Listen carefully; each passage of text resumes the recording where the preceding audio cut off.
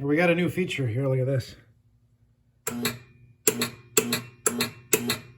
That's how finicky games can be when they're built in 1950 and you're trying to get them to work right. So this is part 2. Part 1 was kind of a fiasco.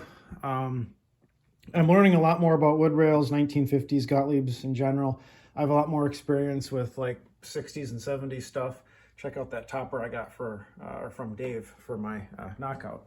I'm going to set that on top there because it looks very similar to the boxing ring. So I did learn, after looking at the schematic, I had noticed that we have lights working right here, and those are feature lights. And we also have other feature lights here too, but these are not working. So I looked in the schematic because I said to myself, well, how come those are working but others aren't? You think it'd be all or nothing from either like a tilt perspective or something. But I think if you look in the schematic, the tilt relay cuts off some of the lights, but not all of them. So now we have all of our lights working, including the GI bulb. The GI string is all of one light bulb here, and now we have other feature lights that are working now too. So my other issue was, yeah, that it was either this coil was stuck in or kind of this little center. Look how sensitive that is. I think that's part of this guy right here. We have a contact issue right there that needs to be cleaned. And also during the reset sequence, I think this guy right here gets a little bit stuck. Maybe, maybe not.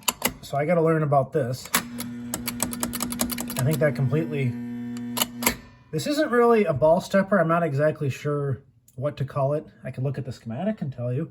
Or maybe I could defer to an expert online who knows a lot about 50s stuff. But I guess I'm going to call it a ball stepper until I know the proper terminology. But it's not like a ball and play stepper. But I think, based on my experience of playing this game virtually and playing other people's machines, I think this steps as you progress with the features on the playfield, and then eventually that cuts off that little center. See, there it goes again, because I have a contact issue right there.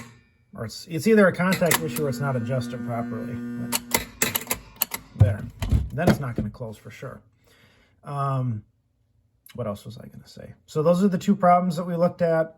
Scoring-wise, I think everything else is good. To be honest with you, that might be the rest of our problems, because we got that fixed from the first video. Do I have anything else? I still have to secure these bank fuses and things like that. But with those two things in mind, I might have a working game. I still have to wire up my cabinet switches for the flippers, because as you remember, here's our flipper power right here. Let's see if I can still...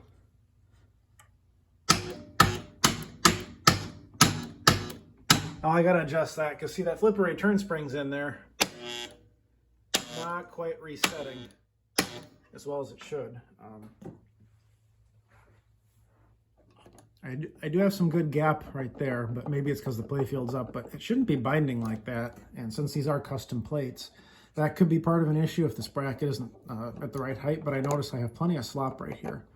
So I don't think that's my issue. Up and down. Yeah, there's plenty of slop throughout there, but I think...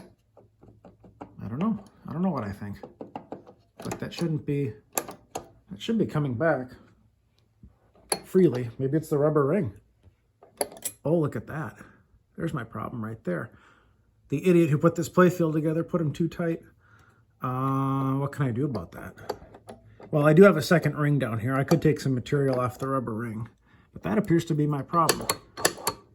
So I don't have a flipper issue. That's good, because I hate working on flipper issues.